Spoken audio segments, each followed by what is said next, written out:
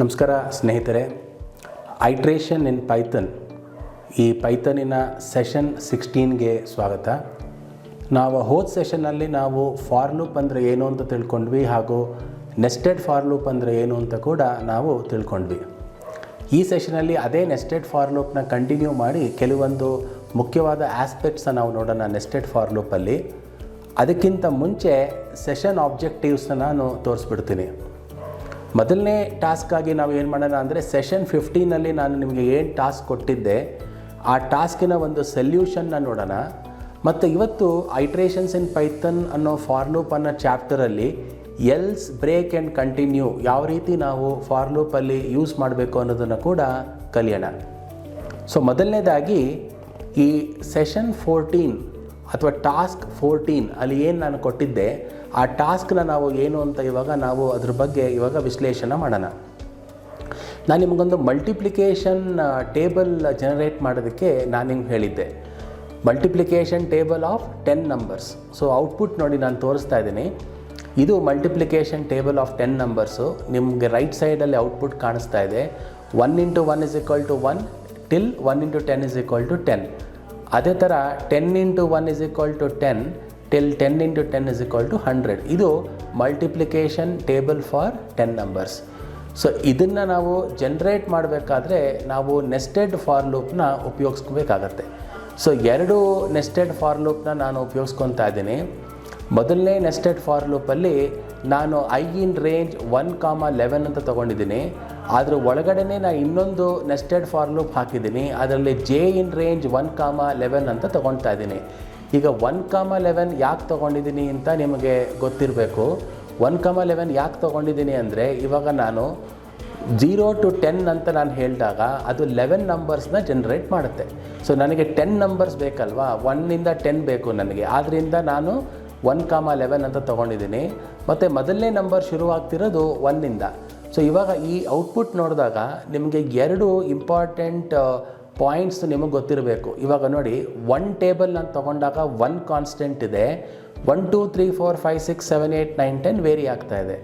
So ಎರಡನೇ table ತೊಗೊಂಡಾಗ 2 constant ಇದೆ. ತಿರ್ಗಾ 1 2 3 4 5 6 7 8 9 10 ವೇರಿ ಆಗ್ತಾ ಇದೆ. ಸೊ ಹಂಗಂದರೆ 1 ಅನ್ನೋ ವ್ಯಾಲ್ಯೂ ಇದ್ದಾಗ ಎರಡನೇ ವ್ಯಾಲ್ಯೂ ಏನಾಗ್ತಾ ಇದೆ, ರೇಂಜ್ ಆಫ್ ವ್ಯಾಲ್ಯೂಸ್ ಹೋಗ್ತಾ ಇದೆ. ಇದನ್ನೇ ನಾನು 2 ಲೂಪಲ್ಲಿ ಕಂಟ್ರೋಲ್ ಮಾಡ್ತಿರೋದು. ಸೊ ಇಂಟರ್ನಲ್ಲಿ ಏನು ಮಾಡ್ತಾ ಇದ್ದೀನಿ, ಜೆ ಲೂಪ್ ಒಳಗಡೆ ಐ ಮತ್ತು ಜೆನ ಪ್ರಿಂಟ್ ಮಾಡಿ ಐ ಇಂಟು ಜೆನ ಮಲ್ಟಿಪ್ಲೈ ಮಾಡ್ತಾ ಇದ್ದೀನಿ. ಅಂದರೆ ಇವಾಗ ಮೊದಲನೇ ವ್ಯಾಲ್ಯೂ ಆಫ್ ಐ ಏನಾಯಿತು, 1 ಆಯಿತು. ಮೊದಲನೇ ವ್ಯಾಲ್ಯೂ ಆಫ್ ಜೆ ಏನಾಯಿತು, 1 ಆಯಿತು. ಸೊ ಐ ಇಂಟು ಜೆ ಏನಾಯಿತು, 1 × 1 ಆಯಿತು, 1 ಆಯಿತು. ಸೊ ಇದನ್ನು ಪ್ರಿಂಟ್ ಮಾಡೋದು ಹೇಗೆ, ಐ ವ್ಯಾಲ್ಯೂ 1 ಪ್ರಿಂಟ್ ಆಗ್ತಾ ಇದೆ, ಇಂಟು ಹಾಗೆ ಪ್ರಿಂಟ್ ಆಗ್ತಾ ಇದೆ.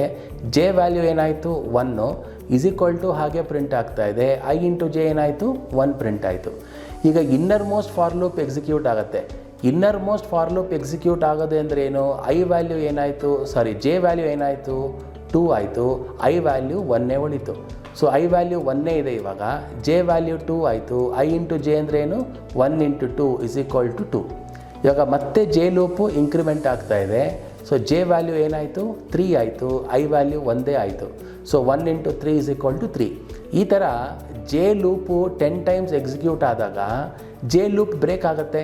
ಜೆ ಲೂಪ್ ಬ್ರೇಕ್ ಆಗಿದಾಗ ಏನಾಗುತ್ತೆ, ಐ ವ್ಯಾಲ್ಯೂ 2 ಆಗುತ್ತೆ. ಐ ವ್ಯಾಲ್ಯೂ 2 ಆದಾಗ ಮತ್ತೆ ಜೆ ಲೂಪ್ ಒಳಗಡೆ ಬರುತ್ತೆ.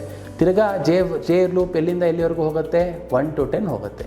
ಸೊ ಈ ಥರ ನಾನು ಔಟರ್ ಲೂಪ್ನ ನಾನು ಈ 1 2 3 4 5 6 ಅಂದರೆ ಯಾವ ಮಲ್ಟಿಪ್ಲಿಕೇಶನ್ ಟೇಬಲ್ ಅನ್ನೋದನ್ನು ನಾನು ಕಂಟ್ರೋಲ್ ಮಾಡ್ತಾಯಿದ್ದೀನಿ. ಇನ್ನರ್ ಲೂಪ್ ಯೂಸ್ ಮಾಡಿಕೊಂಡು 10 ಐಟ್ರೇಷನ್ಸ್ನ ಕಂಟ್ರೋಲ್ ಮಾಡ್ತಾಯಿದ್ದೀನಿ. ಸೊ ಇನ್ನರ್ ಲೂಪಲ್ಲಿ ಐ ಇಂಟು ಜೆನ ನಾನು ಪ್ರಿಂಟ್ ಮಾಡ್ತಾಯಿದ್ದೀನಿ. ಸೊ ಈ ಥರ ನಾನು ಮಲ್ಟಿಪ್ಲಿಕೇಶನ್ ಟೇಬಲ್ ಫಾರ್ 10 ನಂಬರ್ಸ್ನ ನಾನು ಪ್ರಿಂಟ್ ಮಾಡ್ಬೋದು. ಇದೇ ಪ್ರೋಗ್ರಾಮ್ನ ನೀವು ಮಾಡಿಫೈ ಮಾಡಿ ಎಷ್ಟು ನಂಬರ್ಸ್ ಬೇಕಾದ್ರೆ ಪ್ರಿಂಟ್ ಮಾಡ್ಬೋದು. ಇವಾಗ ನಾನು ಮಲ್ಟಿಪ್ಲಿಕೇಶನ್ ಟೇಬಲ್ ಫಾರ್ 100 ನಂಬರ್ಸ್ನ ಪ್ರಿಂಟ್ ಮಾಡಬೇಕು ಅಂತ ಅಂದ್ಕೊಳ್ಳೋಣ. ಆವಾಗ ನಾನಿಲ್ಲಿ 100 ಕೊಡೋಕ್ಕಾಗಲ್ಲ, 101 ಕೊಡಬೇಕು. ಯಾಕೆಂದರೆ 100 ಕೊಟ್ಟರೆ ಏನಾಗುತ್ತೆ ನಿಮಗೆ, ಸೊ 0 to 99ವರೆಗೂ ಬರುತ್ತೆ. ಸೊ ಆದ್ದರಿಂದ 101 ಕೊಡಬೇಕು. ಸೊ ಈ ಥರ ನಾನು ಮಲ್ಟಿಪ್ಲಿಕೇಶನ್ ಟೇಬಲ್ ಆಫ್ ಎನಿ ನಂಬರ್ಸ್ನ ನಾನು ಈ ಥರ ಪ್ರಿಂಟ್ ಮಾಡ್ಬೋದು. ಸೊ ಇವಾಗ ಎರಡನೇ ಟಾಸ್ಕು ಏನಾಗಿತ್ತು ಅಂದರೆ sum of n natural numbers.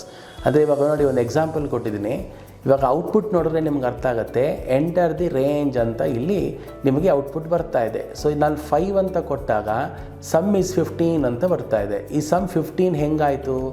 1 + 2 + 3 + 4 + 5 ಈ 5 ಇಷ್ಟು ನಂಬರ್ಸ್ನ ಆ್ಯಡ್ ಮಾಡಿದಾಗ ನನಗೆ ಔಟ್ಪುಟ್ಟು 15 ಬರುತ್ತೆ. ಸೊ ಈ ಪ್ರೋಗ್ರಾಮ್ನ ನಾನು ಬರಿಬೇಕಾದ್ರೆ ನಾನು ಏನು ಮಾಡ್ತಾಯಿದ್ದೀನಿ, ಮೊದಲನೇದಾಗಿ ಒಂದು ವೇರಿಯಬಲ್ನ ನಾನು ಇನ್ಸ್ಲೈಸ್ ಮಾಡಿದ್ದೀನಿ ಸಮ್ ಅಂತ. ಆ ವೇರಿಯಬಲ್ ವ್ಯಾಲ್ಯೂನ 0 ಅಂತ ಇಟ್ಕೊಂಡಿದ್ದೀನಿ. ಇವಾಗ ನಾನು ನಂಬರ್ನ ಅಕ್ಸೆಪ್ಟ್ ಮಾಡಬೇಕು, ಎಂಟರ್ ದಿ ರೇಂಜ್ ಅಂತ. ನಾನು ಏನು ನಂಬರ್ನ ಟೈಪ್ ಮಾಡ್ತೀನಿ ಅದು n ಒಳಗಡೆ ಸ್ಟೋರ್ ಆಗುತ್ತೆ. For I in range of 1, n+1 ತೊಗೊತಾ ಇದ್ದೀನಿ. ಯಾಕೆ n+1 ತೊಗೊತಾ ಇದ್ದೀನಿ ಅಂದರೆ ಇದು ಫಾರ್ ಲೂಪಲ್ಲಿ ನಾನು ಏನೇ ನಂಬರ್ ಕೊಟ್ಟರು 0 ಇಂದ ಶುರುವಾಗುತ್ತೆ, ಅದಕ್ಕೆ 1 ನಂಬರ್ ಎಕ್ಸ್ಟ್ರಾ ತೊಗೊತಾ ಇದ್ದೀನಿ. Sum is equal to sum plus I, print sum is ಅಂತ್ ವೇರಿಯಬಲ್ ಸಮ್ ಅಂತ ಆ್ಯಕ್ಚುಲಿ ಪ್ರಿಂಟ್ ಮಾಡ್ತಾ ಇದ್ದೀನಿ. ಸೊ ಈ ಪ್ರೋಗ್ರಾಮ್ ಹೆಂಗೆ ವರ್ಕ್ ಆಗ್ತಾ ಇದೆ ಅಂತ ನೋಡೋಣ ಬನ್ನಿ. ಇವಾಗ ಮೊದಲನೇ ಒಂದು ಟೇಬಲ್ ಹಾಕಿದ್ದೀನಿ ನೋಡೋಣ ನಿಮಗೆ, ಒಂದು ಟೇಬಲ್ಲು. ಇದರಲ್ಲಿ sum I, sum is equal to sum plus I ಅಂತ 3 ಕಾಲಮ್ಸ್ ಹಾಕಿದ್ದೀನಿ. ಸೊ ಮೊದಲನೇ ವ್ಯಾಲ್ಯೂ ಆಫ್ ಸಮ್ ಏನಿದೆ 0 ಇದೆ. ಸೊ ಇವಾಗ ನಾನು ವ್ಯಾಲ್ಯೂ ಆಫ್ n 5 ಅಂತ ಕೊಟ್ಟಾಗ n ವ್ಯಾಲ್ಯೂ 5 ಅನ್ನಿಸ್ಕೊಡುತ್ತೆ. ಸೊ ಇವಾಗ ಈ ಲೂಪ್ ಹೆಂಗಾಗುತ್ತೆ, for I in range 1, n+1 ಅಂದರೆ 1, n+1 ಅಂದರೆ ಎಷ್ಟು, n ಎಷ್ಟು 5, 5 + 1 ಎಷ್ಟು 6 ಅಂದರೆ 1, 6 ಅಂದರೆ ಫಾರ್ ಲೂಪ್ ಶುರುವಾಗೋದು ಎಲ್ಲಿಂದ, 0 ಇಂದ. ಸೊ 0 to 0, 6 ಅಂದರೆ ಏನು, 5 ನಂಬರ್ಸ್ ಜನ್ರೇಟ್ ಆಗುತ್ತೆ. ಸೊ ಇವಾಗ sum is equal to sum plus I, ಇದೊಂದು ಸ್ಟೇಟ್ಮೆಂಟು, ಎಕ್ಸ್ಪ್ರೆಷನ್ ಇದು.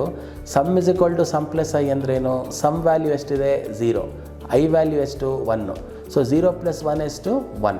ಸೊ ಸಮ್ ವ್ಯಾಲ್ಯೂ ಎಷ್ಟಾಯಿತು 1 ಆಯಿತು. ಅದನ್ನು ಎರಡನೇ ರೋಲ್ ತೊಗೊತಾ ಇದ್ದೀನಿ. ನೆಕ್ಸ್ಟ್ ಐಟ್ರೇಷನಲ್ಲಿ ಏನಾಗ್ತಾ ಇದೆ, ಐ ಈಸ್ ಈಕ್ವಲ್ ಟು 2 ಆಯಿತು. So I is equal to 2 ಆದಾಗ sum is equal to 1 + 2. So sum value ಎಷ್ಟು 1, ಐ ವ್ಯಾಲ್ಯೂ ಎಷ್ಟು 2, 1 + 2 is equal to 3. So next ಏನಾಗುತ್ತೆ, ತಿರ್ಗಾ ಐ ವ್ಯಾಲ್ಯೂ ಇಂಕ್ರಿಮೆಂಟ್ ಆಗುತ್ತೆ. ಐ ವ್ಯಾಲ್ಯೂ ಇಂಕ್ರಿಮೆಂಟ್ ಆದಾಗ ಏನಾಗುತ್ತೆ, ಐ ವ್ಯಾಲ್ಯೂ 3 ಆಗುತ್ತೆ. ತಿರ್ಗಾ 3 + 3 6 ಆಗುತ್ತೆ. ತಿರ್ಗಾ ಇದೇ ಥರ ಐಟ್ರೇಷನ್ ಹಾಕ್ಕೊಳ್ತಾ ಹೋಗಿ ಫೈನಲಿ ನನಗೆ ಸಮ್ ಈಸ್ 15 ಅಂತ ಬರುತ್ತೆ. ಸೊ ಈ ಥರ ನಾನು ಸಮ್ ಆಫ್ n ನ್ಯಾಚುರಲ್ ನಂಬರ್ಸ್ನ ನಾನು ಫೈಂಡ್ ಔಟ್ ಮಾಡ್ಬೋದು. ಸೊ ಇವೆರಡು ಪ್ರೋಗ್ರಾಮ್ಸು ನಿಮಗೆ ಅರ್ಥ ಆಗಿದ್ದರೆ, ಕರೆಕ್ಟಾಗಿ ಮಾಡಿದರೆ ಧನ್ಯವಾದಗಳು. ಈ ಪ್ರೋಗ್ರಾಮ್ಸ್ನ ನಾವು ಮತ್ತೆ ಇದರಲ್ಲಿ ಪೈಚಾರ್ಮಲ್ಲಿ ಎಕ್ಸಿಕ್ಯೂಟ್ ಮಾಡಿ ನೋಡೋಣ. ಅದಾದಮೇಲೆ ಪ್ರೋಗ್ರಾಮ್ನ ಎಕ್ಸಿಕ್ಯೂಟ್ ನೀವು ಮಾಡಿದರೆ ಕರೆಕ್ಟು. ಅದಾದಮೇಲೆ ನೀವು ಈ 3 ಸ್ಟೇಟ್ಮೆಂಟ್ಸ್ನ ನೀವು ಕಲಿಬೇಕಾಗಿ ಬರುತ್ತೆ. ಒಂದು ಬ್ರೇಕು, ಎರಡನೇದು ಕಂಟಿನ್ಯೂ ಮತ್ತು ಮೂರನೇದು ಎಲ್ ಸ್ಟೇಟ್ಮೆಂಟ್ ಅಂತ.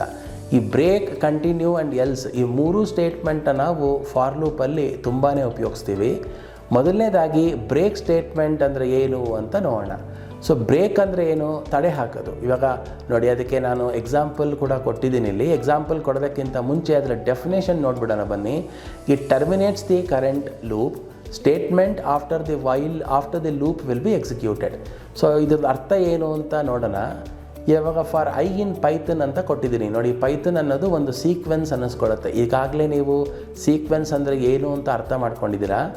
ಪ್ರಿಂಟ್ ಐ ಅಂತ ಕೊಟ್ಟಾಗ ಅದು ಪೈಥನ್ ಅಂತ ಪ್ರಿಂಟ್ ಮಾಡುತ್ತೆ. ಇದು normal execution of for loop. ಇದನ್ನು ನೀವು ಹೋದ ಸೆಷನ್ನಲ್ಲಿ ಈ ಪ್ರೋಗ್ರಾಮ್ನ ಎಕ್ಸಿಕ್ಯೂಟ್ ಮಾಡಿದ್ದೀರಾ.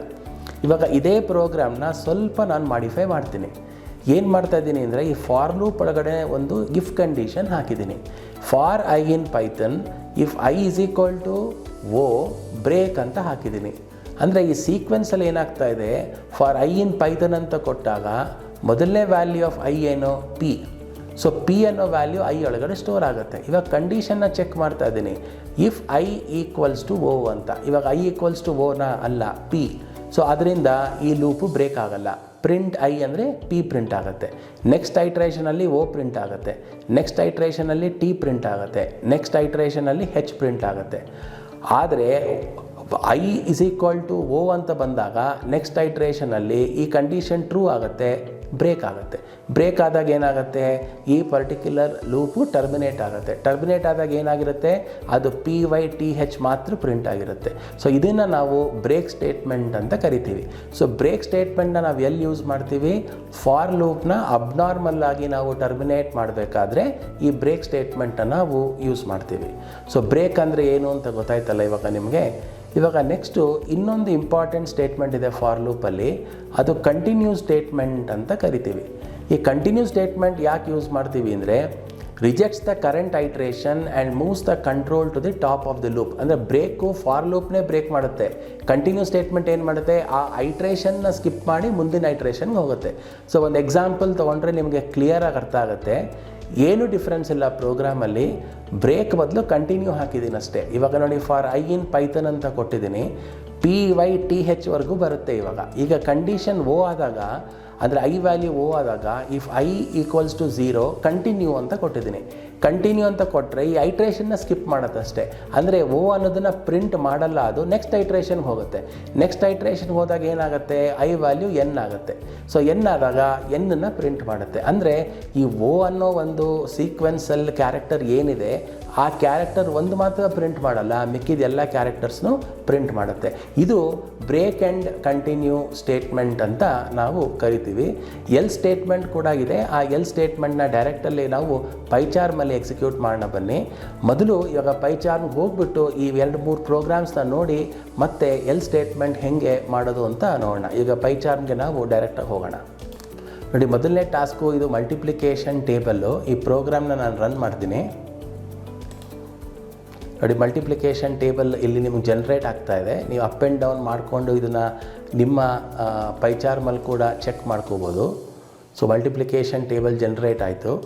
ಎರಡನೇ task to find the sum of n natural numbers. So ಇಲ್ಲಿ 5 ಅಂತ ಕೊಟ್ಟಾಗ ಔಟ್ಪುಟ್ ನನಗೆ 15 ಅಂತ ಬರ್ತಾ ಇದೆ. To find the sum of n natural numbers.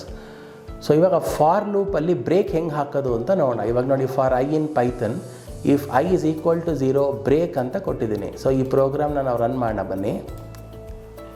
ನೋಡಿ, PYTHಗೆ ಎಂಡ್ ಆಗಿದೆ. ಅದು PYTHಗೆ ಯಾಕೆ ಎಂಡ್ ಆಗಿದೆ ಅಂದರೆ ಓ ಬಂದಾಗ ನಾನು ಆ ಲೂಪ್ನ ಬ್ರೇಕ್ ಮಾಡ್ತಾ ಇದ್ದೀನಿ. ಸೊ ಇದೇ ಒಂದು ಪ್ರೋಗ್ರಾಮ್ನ ಇಟ್ಕೊಂಡು ಬ್ರೇಕ್ ಬದಲು ಕಂಟಿನ್ಯೂ ಯೂಸ್ ಮಾಡಿದ್ರೆ ಏನಾಗುತ್ತೆ ನೋಡೋಣ ಬನ್ನಿ. ಇವಾಗ ಈ ಪ್ರೋಗ್ರಾಮ್ನ ರನ್ ಮಾಡ್ತಾ ಇದ್ದೀನಿ.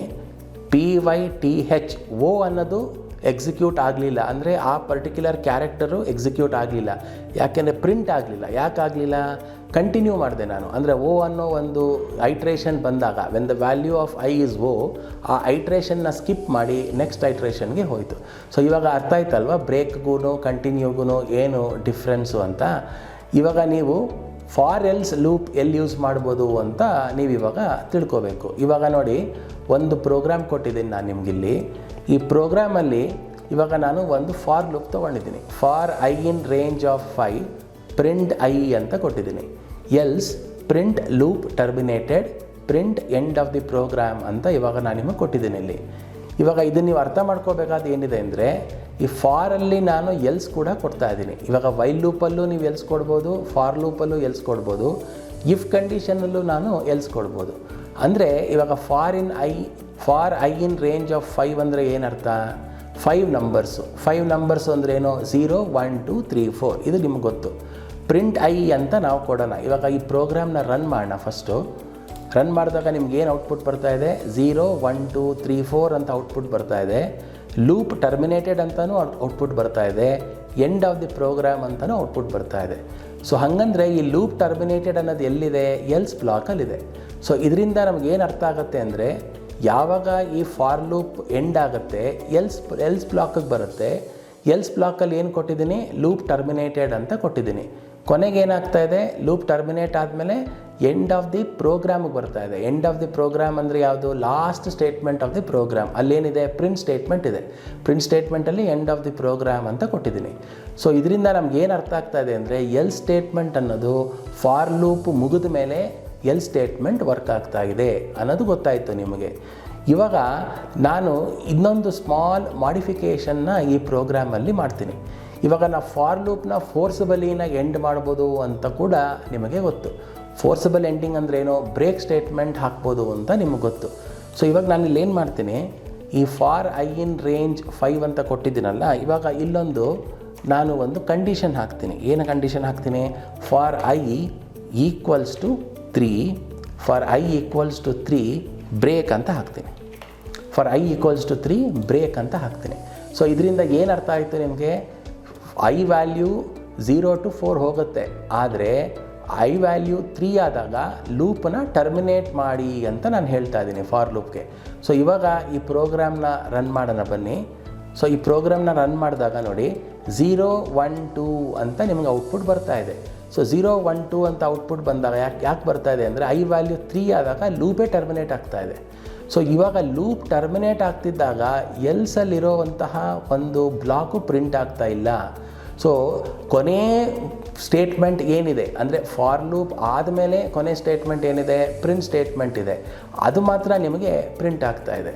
ಸೊ ಇದರಿಂದ ನಿಮ್ಗೆ ಏನು ಅರ್ಥ ಆಯಿತು, ಫಾರ್ ಲೂಪ್ ಅನ್ನೋದ್ರಲ್ಲಿ ನಾವು ಎಲ್ಸ್ ಯೂಸ್ ಮಾಡಿದಾಗ ಫಾರ್ ಲೂಪ್ ಕಂಪ್ಲೀಟಾಗಿ ಅದರ ಕೆಲಸ ಮುಗಿದ ಮೇಲೆ, ಅದರ ಕಾರ್ಯ ಮುಗಿದ ಮೇಲೆ ಎಲ್ಸ್ ಬ್ಲಾಕ್ ಎಕ್ಸಿಕ್ಯೂಟ್ ಆಗುತ್ತೆ. ಒಂದು ವೇಳೆ ಪ್ರೋಗ್ರಾಮಲ್ಲಿ ಏನಾದರೂ ನಾವು ಫೋರ್ಸ್ಫುಲ್ ಟರ್ಮಿನೇಷನ್ ಹಾಕಿದರೆ, ಫೋರ್ಸ್ಫುಲ್ ಟರ್ಮಿನೇಷನ್ ಅಂದರೆ ಬ್ರೇಕ್ ಅನ್ನೋ ಏನಾದರೂ ಒಂದು ಫೋರ್ಸ್ಫುಲ್ ಟರ್ಮಿನೇಷನ್ ಹಾಕಿದರೆ ಆವಾಗ ನಮಗೆ ಎಲ್ಸ್ ಬ್ಲಾಕ್ ಎಕ್ಸಿಕ್ಯೂಟ್ ಆಗಲ್ಲ. ಸೊ ಇವಾಗ ನಿಮ್ಗೆ ಅರ್ಥ ಆಯ್ತಲ್ಲ ಫಾರ್ ಲೂಪಲ್ಲಿ ಎಲ್ಸ್ ಯಾವ ರೀತಿ ವರ್ಕ್ ಆಗುತ್ತೆ ಅಂತ ನಿಮಗೆ ಅರ್ಥ ಆಯಿತು. ಸೊ ಇದನ್ನೇ ನಾನು ಇವಾಗ ಸ್ಲೈಡಲ್ಲಿ ಕೂಡ ತೋರಿಸ್ತೀನಿ ಬನ್ನಿ. ನೋಡಿ, ಇಲ್ಲಿ ಬ್ರೇಕ್ ಕಂಟಿನ್ಯೂ ಆನ್ ಎಲ್ಸ್ ಅನ್ನೋ ಸೆಕ್ಷನಲ್ಲಿ ಎಲ್ಸ್ ಬಗ್ಗೆ ಹಾಕಿದ್ದೀನಿ. Else will be available when the loop terminates normally, ಅಂದರೆ ಯಾವಾಗ ಲೂಪು ನಾರ್ಮಲಿ ಟರ್ಮಿನೇಟ್ ಆಗುತ್ತೆ ಆವಾಗ ಎಲ್ಸ್ ವರ್ಕ್ ಆಗುತ್ತೆ. Else will not work in forceful termination. ನಾವು ಫೋರ್ಸ್ಫುಲ್ಲಾಗಿ ಏನಾದರೂ ಫಾರ್ ಲೂಪ್ನ ಟರ್ಮಿನೇಟ್ ಮಾಡಿದ್ರೆ ಆವಾಗ ಎಲ್ಸು ಅನ್ನೋದು ವರ್ಕ್ ಆಗಲ್ಲ. ಇದು ಫಾರ್ ಲೂಪಲ್ಲಿ ನಿಮಗೆ ಗೊತ್ತಿರಬೇಕಾದಂತಹ ಒಂದು ಪ್ರಮುಖವಾದಂತಹ ಅಂಶ. ಸೊ ಬ್ರೇಕ್ ಅಂದರೆ ಏನು, ಕಂಟಿನ್ಯೂ ಅಂದರೆ ಏನು, ಎಲ್ಸ್ ಅಂದರೆ ಏನು ಅಂತ ಗೊತ್ತಾಯಿತು. ಸೊ ಬ್ರೇಕ್ ಅಂದ್ರೇನು, ಫೋರ್ಸ್ಫುಲಿ ನಾವು ಫಾರ್ ಲೂಪ್ನ ಟರ್ಮಿನೇಟ್ ಮಾಡಬೇಕಾದ್ರೆ ಬ್ರೇಕ್ನ ಉಪಯೋಗಿಸ್ತೀವಿ. ಕಂಟಿನ್ಯೂ ಯಾವಾಗ ಉಪಯೋಗಿಸ್ತೀವಿ, ಒಂದು ಐಟರೇಷನ್ನ ಸ್ಕಿಪ್ ಮಾಡಬೇಕಾದ್ರೆ ಕಂಟಿನ್ಯೂನ ಉಪಯೋಗಿಸ್ತೀವಿ. ಎಲ್ಸ್ ಯಾವಾಗ ಉಪಯೋಗಿಸ್ತೀವಿ, ಎಲ್ಸನ್ನು ನಾವು ಫಾರ್ ಲೂಪ್ ಮುಗಿದ ಮೇಲೆ ಎಲ್ಸ್ ಬ್ಲಾಕ್ನ ಎಕ್ಸಿಕ್ಯೂಟ್ ಮಾಡಬೇಕಾದ್ರೆ ಎಲ್ಸ್ನ ಉಪಯೋಗಿಸ್ತೀವಿ. ಆದರೆ ಎಲ್ಸ್ ವರ್ಕ್ ಆಗಬೇಕಾದ್ರೆ ಫಾರ್ ಲೂಪು ಪೂರ್ತಿಯಾಗಿ ಎಕ್ಸಿಕ್ಯೂಟ್ ಆಗಿರಬೇಕು. ಫೋರ್ಸ್ಫುಲ್ಲಾಗಿ ಏನಾದ್ರು ನಾವು ಟರ್ಮಿನೇಟ್ ಮಾಡೋಕ್ಕೆ ಹೋದರೆ ಆವಾಗ ಆ ಪರ್ಟಿಕ್ಯುಲರ್ ಎಲ್ಸ್ ಬ್ಲಾಕು ಎಕ್ಸಿಕ್ಯೂಟ್ ಆಗಲ್ಲ. ಇದನ್ನು ಎಕ್ಸೆಪ್ಷನ್ ಅಂತ ಕೂಡ ಕರಿತೀವಿ. ಇದು ನಿಮಗೆ ನೆನಪಲ್ಲಿರಲಿ. ಸೊ ಇವತ್ತಿನ ಸೆಷನಲ್ಲಿ ನೀವು ಫಾರ್ ಲೂಪಲ್ಲಿ ಯೂಸ್ ಮಾಡಬಹುದಾದಂತಹ ಬ್ರೇಕ್ ಅಂದರೆ ಏನು, ಕಂಟಿನ್ಯೂ ಅಂದರೆ ಏನು, ಎಲ್ಸ್ ಅಂದರೆ ಏನು ಅಂತ ತಿಳ್ಕೊಂಡ್ರಿ. ನೆಸ್ಟೆಡ್ ಫಾರ್ ಲೂಪ್ನ ಯೂಸ್ ಮಾಡಿಕೊಂಡು ಮಲ್ಟಿಪ್ಲಿಕೇಶನ್ ಟೇಬಲ್ ಯಾವ ರೀತಿ ಜನ್ರೇಟ್ ಮಾಡಬೇಕು ಆ ಸೊಲ್ಯೂಷನ್ನ ಕೂಡ ನೋಡಿದ್ರಿ. Sum of N natural numbers ಯಾವ ರೀತಿ ನೀವು ಜನ್ರೇಟ್ ಮಾಡಬೇಕು ಅನ್ನೋ ಸೊಲ್ಯೂಷನ್ ಕೂಡ ನೋಡಿದ್ರಿ. ಸೊ ಇವಾಗ ಈ ಒಂದು ಸೆಷನ್ನಿಗೆ ಸಂಬಂಧಪಟ್ಟಂತೆ ಒಂದು ಟಾಸ್ಕನ್ನು ಕೊಡ್ತಾ ಇದ್ದೀನಿ. ಟಾಸ್ಕು ತುಂಬಾ simple. Write a program to find factorial of a number. ಇದು ತುಂಬ important program. Factorial of a number ಅಂದ್ರೇನು, ಇವಾಗ ಒಂದು ಎಕ್ಸಾಂಪಲ್ ಕೊಟ್ಟಿದ್ದೀನಿ ನೋಡಿ. ಫ್ಯಾಕ್ಟೋರಿಯಲ್ ಆಫ್ 5 ಅಂದರೆ 5 × 4 × 3 × 2 × 1. ಸೊ ಈ ಸೀಕ್ವೆನ್ಸ್ ನೋಡಿದ್ರೆ ನಿಮ್ಗೆ ಗೊತ್ತಾಗಬೇಕು ಫ್ಯಾಕ್ಟೋರಿಯಲ್ ಹೆಂಗೆ ಜನ್ರೇಟ್ ಮಾಡಬೇಕು ಅಂತ. ನೋಡಿ, 5 × 4 × 3 × 2 × 1. ಇದಕ್ಕೊಂದು ಕ್ಲೂ ಕೊಡ್ತೀನಿ. 5 × 4 × 3 × 2 × 1 ಅಂದರೂ ಒಂದೇ, ಅಥವಾ 1 × 2 × 3 × 4 × 5 ಅಂದ್ರೂ ಒಂದೇ. ಸೊ ಇದು ನಿಮಗೆ ನಿಮಗೆ ಈ ಕ್ಲೂ ಗೊತ್ತಿರಲಿ ಈ ಪರ್ಟಿಕ್ಯುಲರ್ ಪ್ರೋಗ್ರಾಮ್ನ ನೀವು ಎಕ್ಸಿಕ್ಯೂಟ್ ಮಾಡೋದಕ್ಕೆ. ಸೊ ಈ ಪ್ರೋಗ್ರಾಮ್ನ ಎಕ್ಸಿಕ್ಯೂಟ್ ಮಾಡೋದಕ್ಕೆ ಟ್ರೈ ಮಾಡಿ. ತುಂಬಾ ಸಿಂಪಲ್ ಪ್ರೋಗ್ರಾಮು, ಒಂದೇ ಫಾರ್ ಲೂಪಲ್ಲಿ ಬರಿಬೋದಂತಹ ಪ್ರೋಗ್ರಾಮು. ಇದನ್ನು ಎಕ್ಸಿಕ್ಯೂಟ್ ಮಾಡಿ ಇದರ ಸೊಲ್ಯೂಷನ್ನ ನಾನು ನಿಮಗೆ ಮುಂದಿನ ಸೆಷನ್ನಲ್ಲಿ ತಿಳಿಸ್ತೀನಿ. ಧನ್ಯವಾದಗಳು ಈ ಸೆಷನ್ನ ವಾಚ್ ಮಾಡಿದ್ದಕ್ಕೆ. ಈ ನೆಕ್ಸ್ಟ್ ಸೆಷನಲ್ಲಿ ಕೂಡ ನಾವು ಬಹುತೇಕ ಐಟ್ರೇಷನ್ನೇ ಮಾಡೋಣ. ಇನ್ನೊಂದು 2-3 ಪ್ರೋಗ್ರಾಮ್ಸ್ನ ನಾವು ಐಟ್ರೇಷನ್ನಲ್ಲಿ ಸಾಲ್ವ್ ಮಾಡೋಣ. ಈ ಐಟ್ರೇಷನ್ ಅನ್ನೋ ಒಂದು ಚಾಪ್ಟರ್ ಮುಗಿದ ಮೇಲೆ ನಾವು ಮುಂದಿನ ಚಾಪ್ಟರ್ ಆಫ್ ಪೈಥನ್ಗೆ ಹೆಜ್ಜೆ ಹಾಕೋಣ. ಅಲ್ಲಿವರೆಗೂ ನಮಸ್ಕಾರ.